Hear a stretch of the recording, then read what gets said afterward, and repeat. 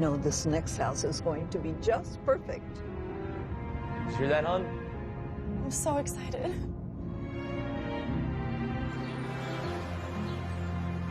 Libertyville est l'endroit rêvé pour les gens qui souhaitent vivre dans le calme et la tranquillité.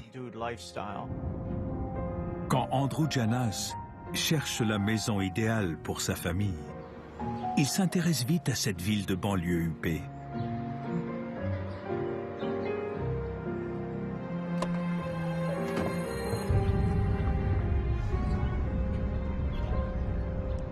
Isn't it gorgeous?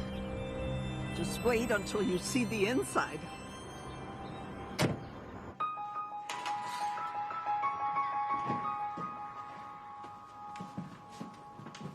Oh my goodness. The house was built in 1975, so the finishes are quite updated. La famille Janas a un coup de cœur pour cette belle demeure, vendue à un prix étonnamment bas. Oh, wow. This place is really nice, hon. Cette maison leur semble trop belle pour être vraie. Et ils ont raison. Après tout, les maisons sont comme les hommes. Certaines sont malsaines de nature.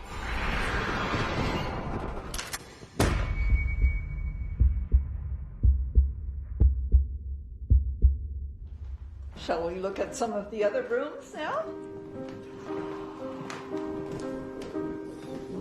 I love the staircase. It's so elegant. It sure is.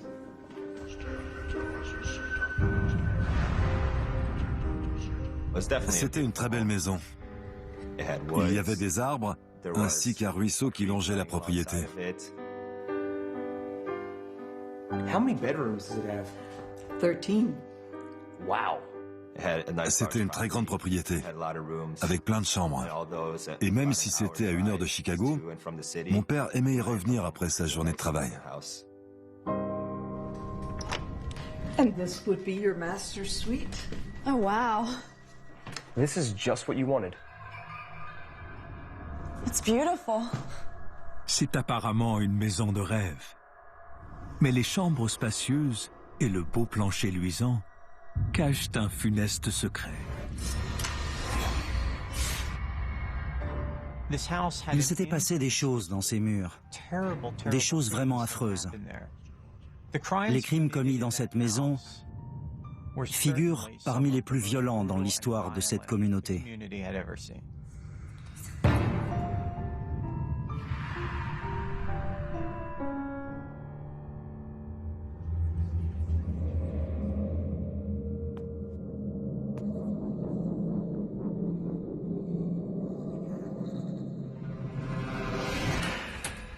Oh, look, a bar, honey.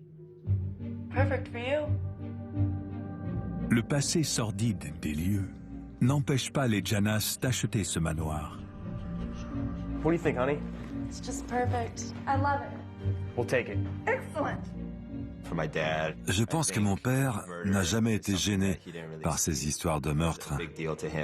I'll get the paperwork started right away. Il n'était pas du genre crédule. Alors, il n'a pas hésité une seconde. Un jour, quand on lui a posé la question, il a même répondu « Les histoires de fantômes, c'est bon pour Hollywood ». Monsieur Janas pense peut-être que les horreurs qui ont eu lieu dans cette maison appartiennent au passé. Mais il se trompe. Car ici, le passé a une fâcheuse tendance à se reproduire encore et encore.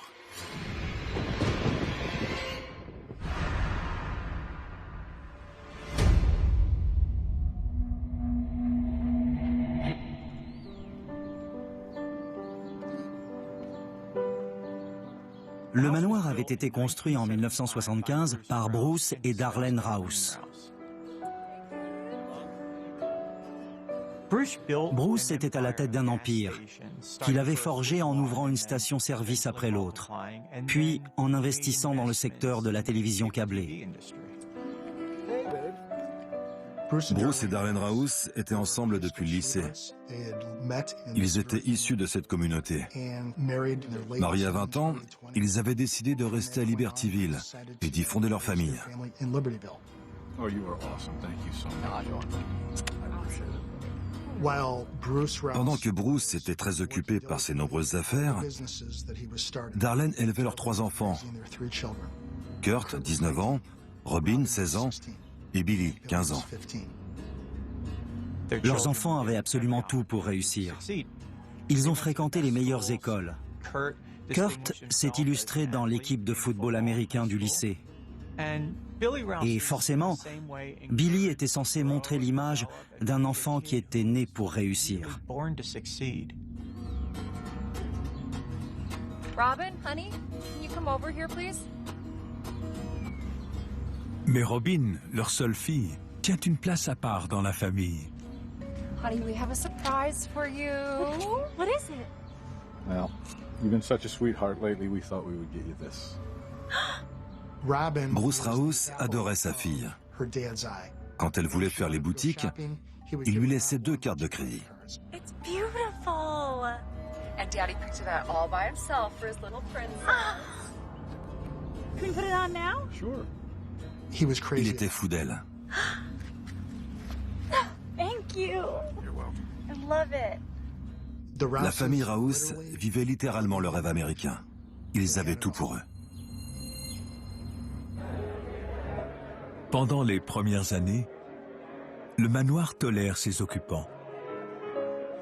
En attendant son heure, il berce la famille Raus dans un semblant de quiétude.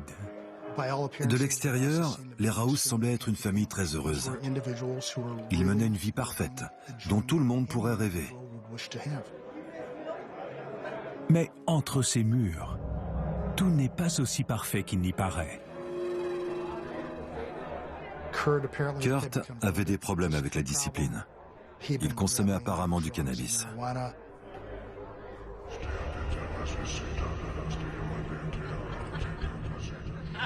Mais cela n'empêche pas Darlene d'exposer la richesse familiale au grand jour. Darlene Raus était clairement une femme mondaine. Avec ses amis, les doyennes participant à la vie sociale de Libertyville, elle se racontait les derniers potins de la ville. Your house is beautiful, darling. Thank you, Morpheus. I love it. I designed it myself, including this bathroom. It's the perfect house, darling.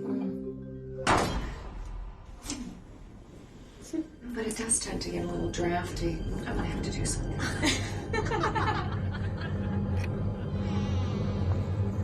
Ce que les Raus ignorent, c'est que le mal les ronge de l'intérieur.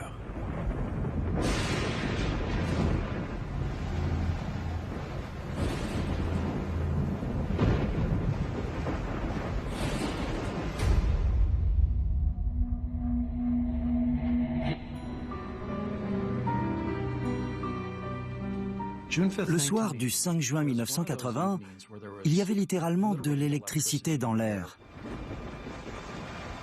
Le vent hurlait avec une force inouïe. Les éclairs se succédaient les uns après les autres. C'était une soirée à vous donner des frissons.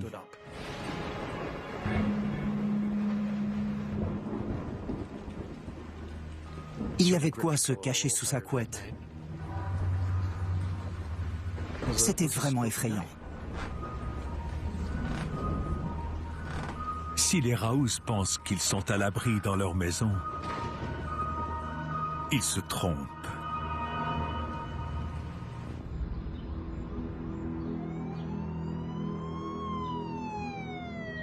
Le matin du 6 juin, Billy Raus, le fils cadet de la famille, a appelé la police de Libertyville pour leur annoncer que ses parents avaient été tués dans leur lit.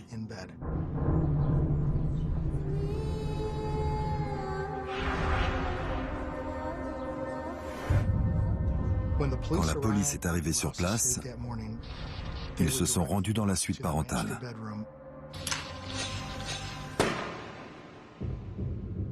Les agents ont indiqué que c'était l'une des scènes les plus macabres qu'ils aient jamais vues. Madame Raus avait reçu une balle dans la tête. En examinant de plus près les blessures, les policiers ont remarqué des brûlures de poudre sous son œil droit. Cela indiquait que le canon de l'arme du crime était entre 30 et 50 cm du visage au moment du coup de feu.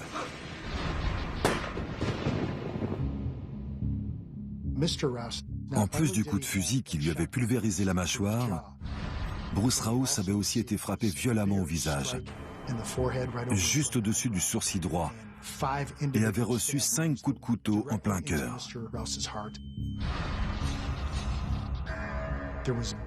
Il y avait du sang partout, de la chair partout, des dents partout. Mais en examinant la scène du crime, les enquêteurs n'ont décelé aucune trace de lutte. Le couple s'était fait surprendre.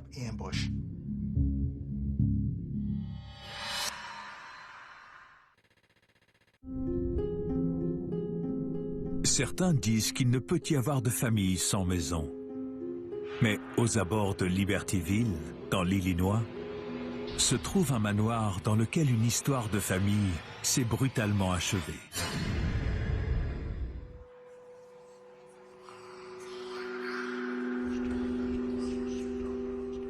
Les 3 enfants Raus étaient sortis dans le jardin.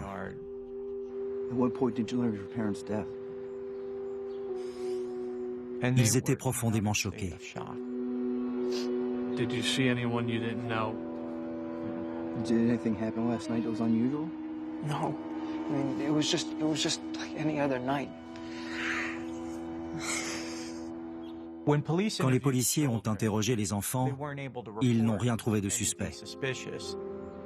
There was a massive storm. It was so loud, it shook the house. I couldn't hear anything. Billy a dit qu'il regardait la télévision au rez-de-chaussée et qu'à cause de l'orage, il n'avait rien entendu. Kurt, what were you doing last night? Practicing guitar. Just went to sleep afterwards. How about you, Robin? I was at my school's dance. I got home at like 10:30. Is there anybody that would want to hurt your parents or have anything against your parents? No. Everybody loved them. My parents, they're good people. No one would want to hurt them. Quand la police leur a demandé si quelqu'un aurait pu vouloir nuire à leurs parents, les enfants n'ont pas su répondre. Et c'est logique.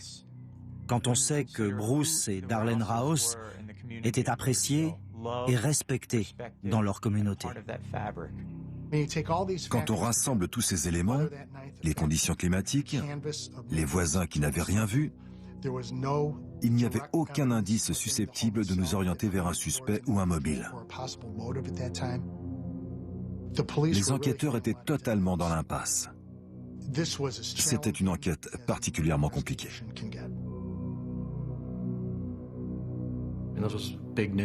Cette histoire a fait la une des journaux. Les gens de la région n'arrivaient pas à y croire. Ce genre de fait divers n'était pas supposé arriver. En tout cas, pas chez nous. Le voisinage a confirmé que l'orage était si fort qu'il était même impossible de s'entendre penser.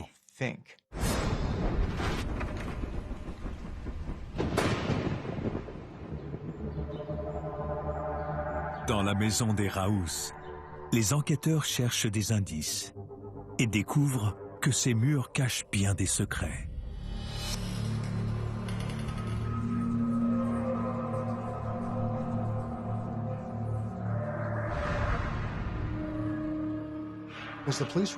En passant la maison au peigne fin, ils ont trouvé des choses étonnantes, notamment des passages secrets partant des chambres. Des portes pouvaient s'ouvrir dans les murs et donner accès à ces couloirs secrets. Les enquêteurs ont trouvé ça intéressant.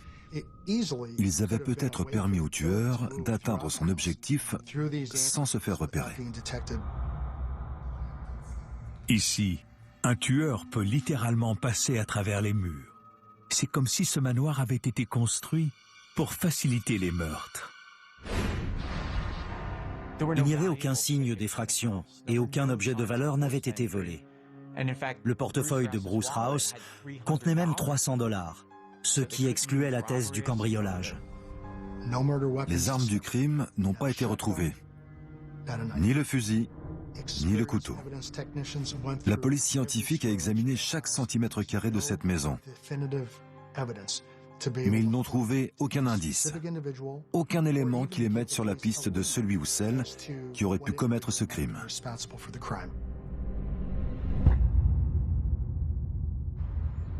Et plus l'enquête piétine, plus un voile sombre et épais enveloppe le manoir. L'ancienne maison de rêve n'est plus qu'une coquille vide. Peu de temps après, les enfants sont partis vivre avec divers membres de la famille et la maison est restée inoccupée.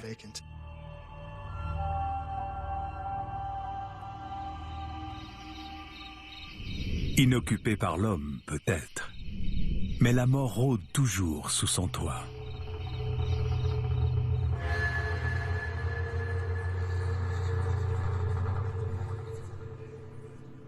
La famille a décidé de faire surveiller la maison 24 heures sur 24 par une agence de sécurité, en attendant que la propriété soit vendue.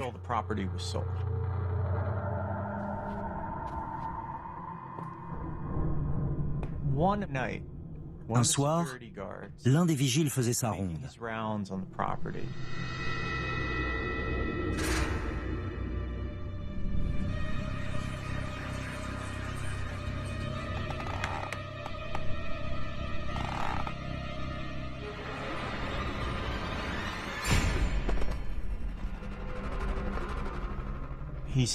Frappé derrière la tête, il a perdu connaissance. Selon le rapport de police, le jeune homme a été attaqué par un agresseur que personne n'aurait connu, vu ou entendu. L'identité de cet agresseur n'a jamais été découverte. Rien de bon ne paraît sortir de ces murs. Et la malédiction semble poursuivre les enfants Rouse au-delà des frontières de la ville.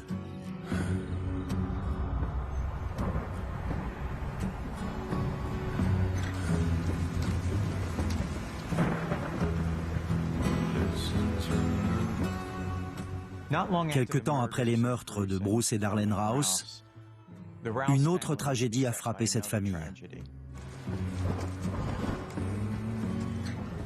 En 1983, Robin était au volant de sa voiture. Elle a perdu le contrôle du véhicule et percuté un poteau électrique. Elle a été conduite à l'hôpital, mais n'a pas survécu.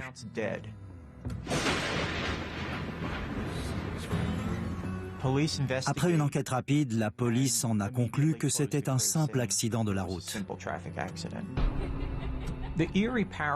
Mais par un sinistre hasard, la mort de Robin Rouse, comme celle de ses parents, a eu lieu pendant un terrible orage.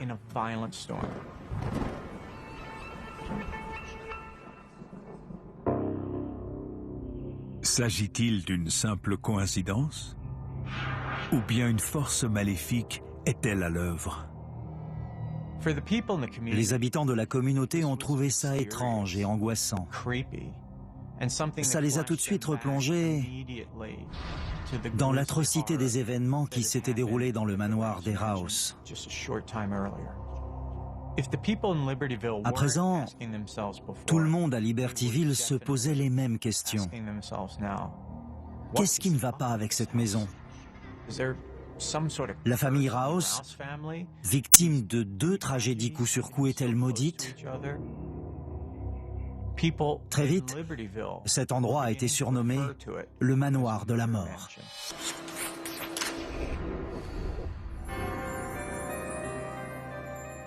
Personne ne pouvait se dire « Je rêve d'habiter là-dedans ». La maison des Rouse reste vide, attendant patiemment qu'une nouvelle occasion de faire couler du sang se présente.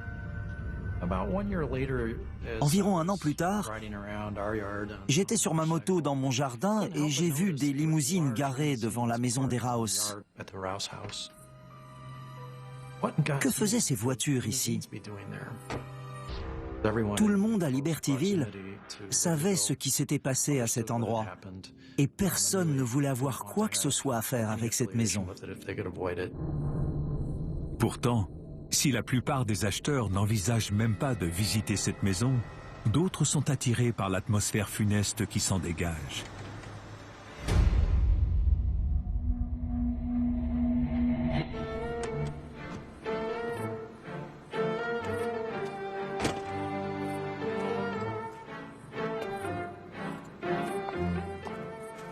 Le manoir a finalement été racheté par un certain Martin Dufour.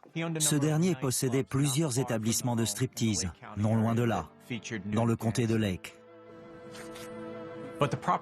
Mais rebuté par l'entretien que nécessitait la propriété, il l'a loué à des associés qui faisaient partie de la pègre de Chicago. All right, baby, you ready to make some money? Let's go get 'em. Yeah, okay.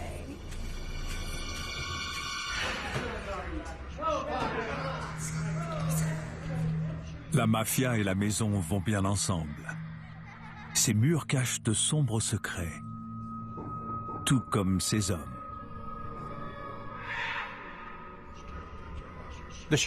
La pègre de Chicago, surnommée The Outfit, était l'une des familles du crime organisé les plus violentes et les plus craintes du pays. Mieux valait ne pas se frotter à ces gens-là.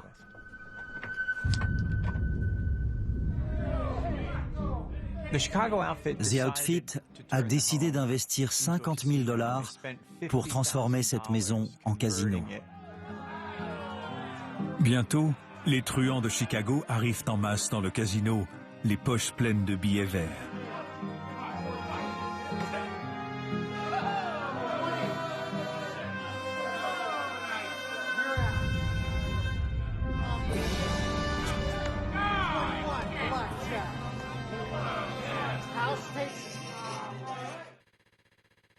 Après le meurtre des Rouse, la maison a été inhabitée pendant près d'un an, entre juin 1980 et mai 1981.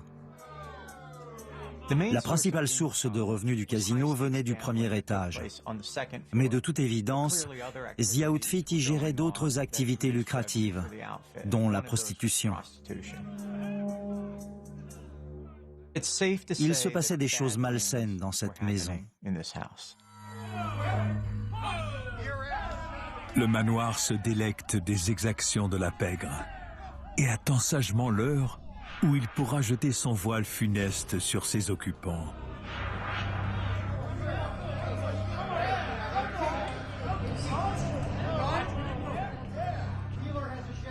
Le chef de ce gang s'appelait Rocco Infelice. Il était en lien avec l'Outfit depuis de très nombreuses années. Un peu comme Al Capone avant lui, il avait commencé en bas de l'échelle et avait grimpé les échelons. Infelice était très violent. Il aimait que les choses soient claires et détestait les coups en douce. Si quelqu'un lui jouait un tour, il ne fallait pas s'attendre à une quelconque indulgence de sa part. Pas étonnant qu'il s'installe dans le manoir de la mort.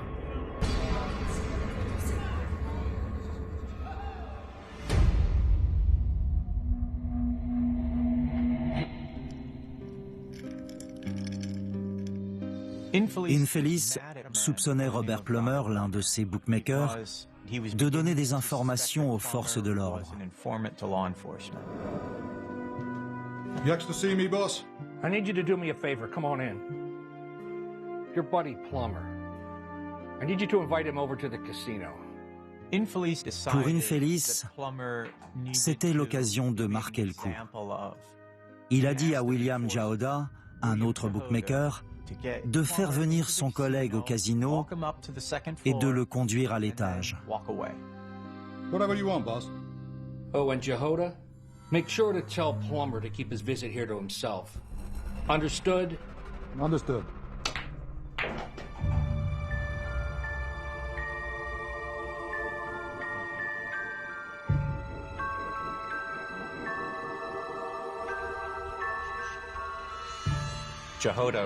William Jahoda a fait exactement ce que Rocco Infelice lui avait ordonné de faire.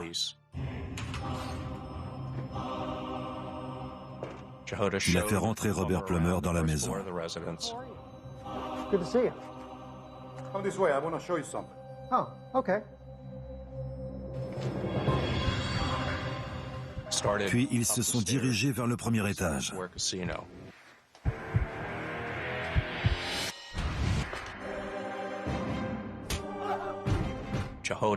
Dans les escaliers, alors que William Jahoda devançait son ami, il a vu ce dernier se faire plaquer contre le mur par un autre homme.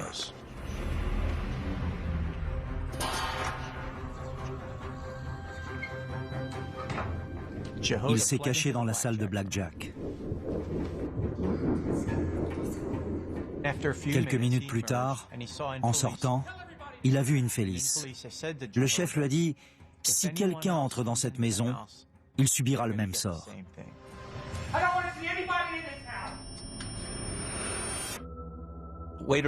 Un peu plus tard, au milieu de l'après-midi, William Jahoda est retourné dans la maison préparer le casino avant l'ouverture.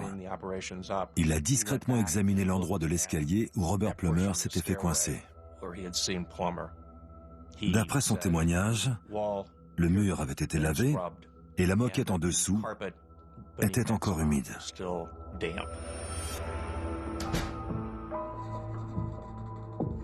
La pègre et le manoir de la mort ont encore frappé.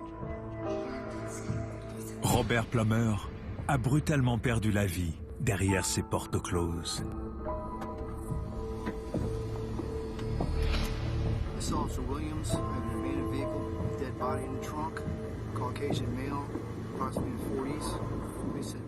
Quelques jours plus tard, le corps matraqué et partiellement décomposé de Robert Plummer a été retrouvé non loin de là, dans le coffre de la voiture de sa femme.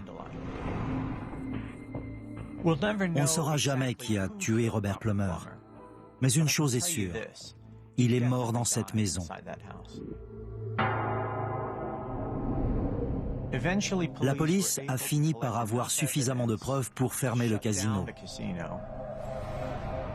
Rocco Infelice a été inculpé entre autres pour racket et condamné à 63 ans d'incarcération.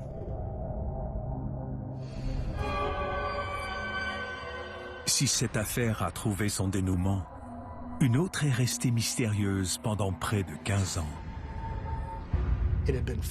15 ans après le meurtre des Raus, la communauté s'interrogeait toujours. Ils se demandaient encore qui avait fait ça et pourquoi. Quel avait été le mobile du meurtre? Y avait-il eu plusieurs tueurs? Était-il du coin? Avait-il pris la fuite? Comme toutes ces questions restaient sans réponse, et malgré les années qui s'étaient écoulées, ce double homicide alimentait toujours les conversations. Mais un tueur ne peut rester caché indéfiniment.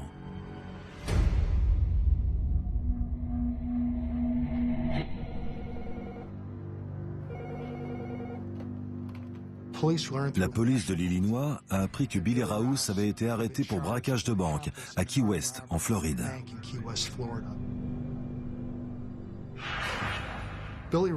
Billy Raus avait hérité d'une petite fortune à la mort de ses parents, mais il avait visiblement tout dilapidé. Il s'était installé en Floride pour échapper au cauchemar qu'il avait vécu.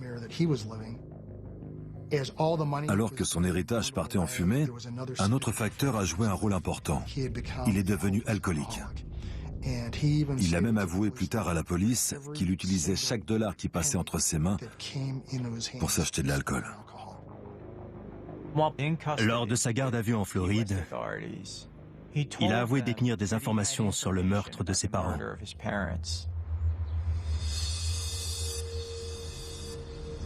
D'après le récit du jeune homme, il semble évident que l'ambiance dans la famille Raus s'est nettement dégradée après leur arrivée dans le manoir. Don't.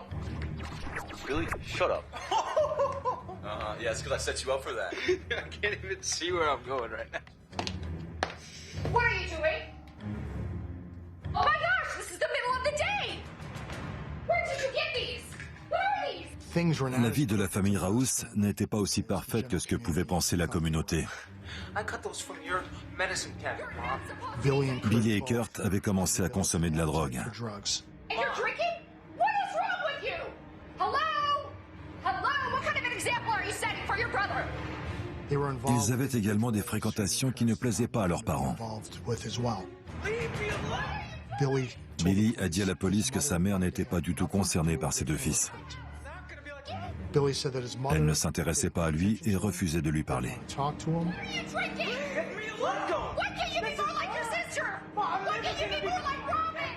D'après lui, sa mère ne lui avait jamais rien dit de positif. Chaque fois qu'elle lui parlait, c'était pour lui montrer à quel point elle le considérait comme un raté.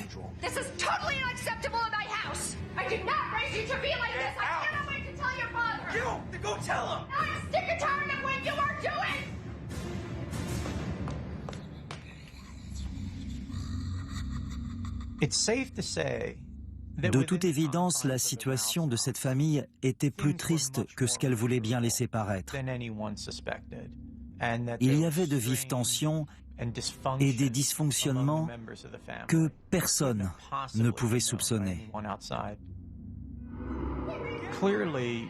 Il est clair que Darlene Raus était contrariée par l'évolution de ses fils. Il est clair aussi qu'elle attendait d'eux qu'ils soient à la hauteur de ses attentes et qu'ils soient le reflet d'une famille parfaite. Lors des aveux de Billy, les inspecteurs ont constaté que systématiquement, quand on lui parlait de sa mère ou quand il en parlait lui-même, c'était comme appuyer sur un bouton. Alors qu'il était tranquillement assis à boire un soda ou à fumer une cigarette, il devenait soudain furieux. Son langage corporel changeait, de même que l'intonation de sa voix. Ils ont découvert que même si 15 années s'étaient écoulées, cet homme avait toujours autant de haine envers sa mère. Chaque jour passé dans le manoir avait fait monter d'un cran la tension au sein de la famille Raus.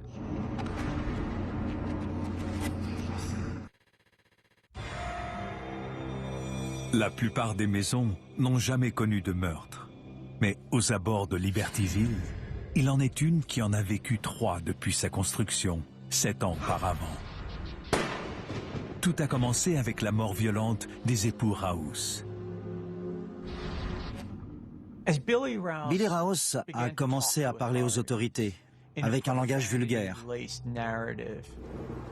Il leur a raconté ce qui s'était passé cette nuit-là. Puis, il a tout avoué.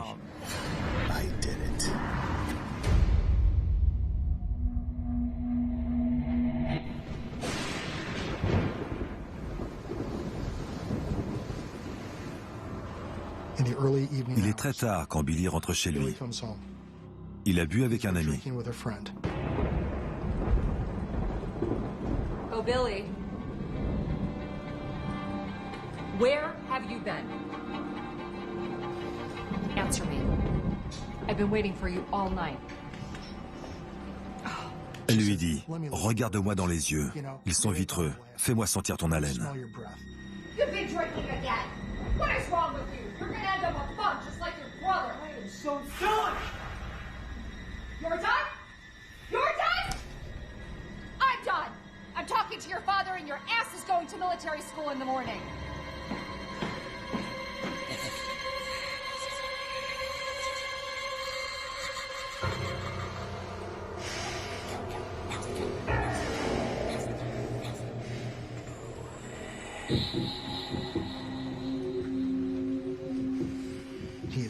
Il bouillonne en repensant à ce que sa mère vient de lui dire et à la façon dont elle le traite.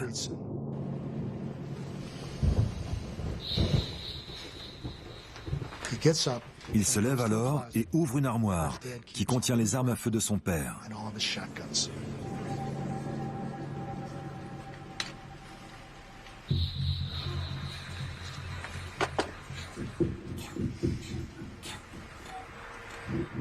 Il prend un fusil et en nettoie le canon. À ce moment-là, il pense au bonheur que ce serait de vivre sans sa mère.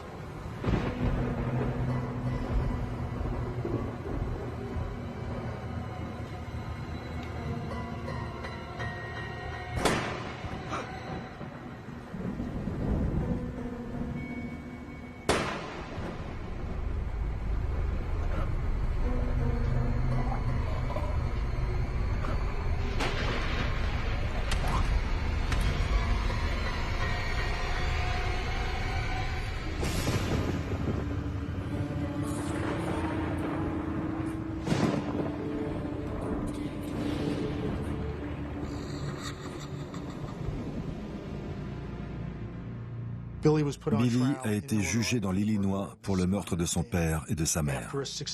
Au terme d'un procès de 6 jours, il a été déclaré coupable et condamné à 40 ans de prison pour sa mère et 40 ans de plus pour son père.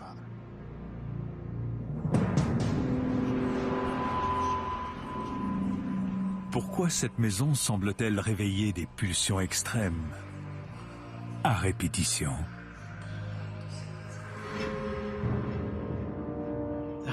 Dans l'esprit des gens, cette maison a incarné l'esprit du mal. Comment a-t-elle pu être le théâtre d'autant d'événements tragiques, dans un secteur qui n'a pourtant jamais connu le moindre problème? Tous ceux qui ont vécu dans ce manoir ont été victimes d'un drame.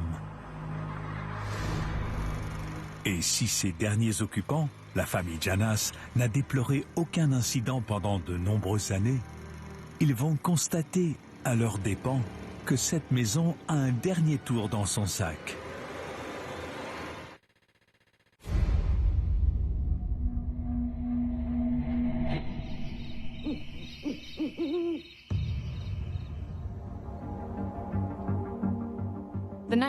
C'était le soir du vendredi 25 janvier 2002. J'étais seule chez moi et je m'étais endormie sur le canapé.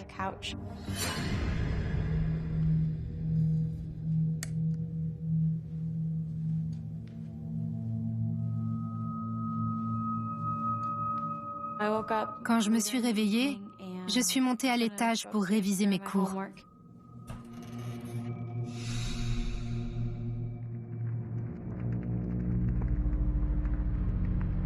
À ce moment-là, j'ai vu une lumière vaciller dehors, de l'autre côté de la rue.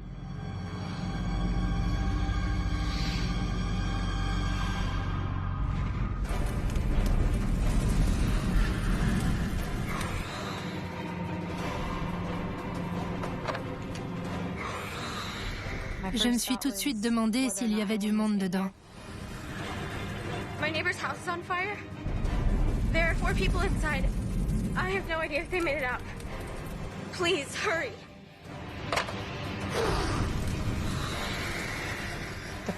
Certaines flammes atteignaient 10 mètres de hauteur. J'étais terrifiée à l'idée qu'il puisse y avoir des gens à l'intérieur. Voir une maison en feu, c'est déjà horrible. Mais ce n'est rien par rapport à la perte d'une vie humaine.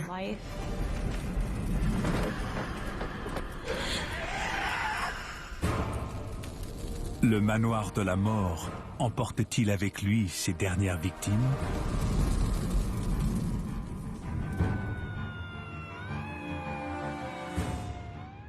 Les pompiers sont arrivés moins de 10 minutes plus tard, mais j'ai eu l'impression que ça durait une éternité.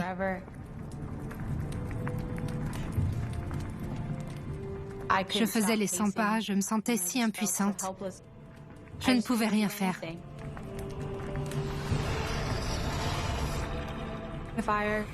C'était un incendie assez important qui a nécessité l'intervention de plusieurs casernes différentes.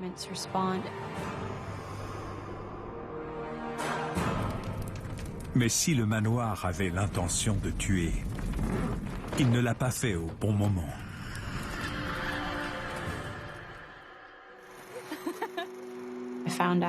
J'ai appris que les Janas étaient partis voir de la famille en Floride.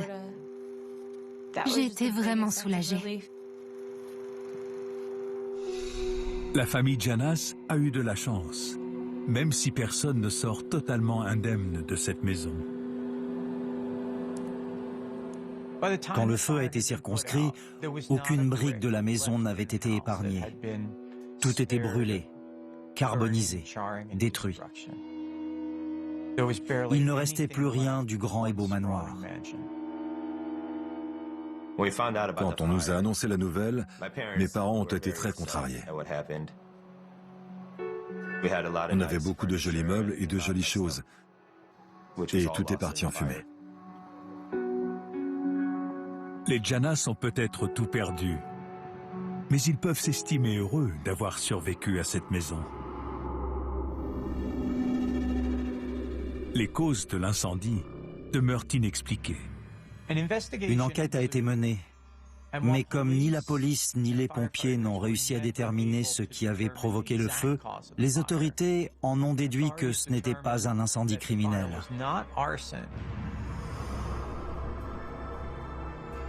Peut-être que le manoir de la mort ne supportait plus le sombre passé qui flottait entre ses murs. Quelle qu'en soit la cause, cet incendie constitue l'ultime chapitre dans l'histoire funeste de cette maison.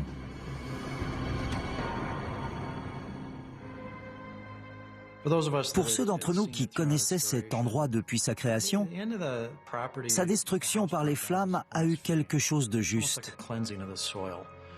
C'était comme une purification. Il y avait eu tellement d'événements, de tragédies associées à cette maison. Elle n'a rien apporté de bon. C'était comme si elle voulait empêcher ses occupants d'être heureux. Et la cendre est retournée à la cendre. Aujourd'hui, la propriété sur laquelle était dressé le manoir n'est plus qu'un terrain vierge, sans aucun projet de construction. Pour l'instant.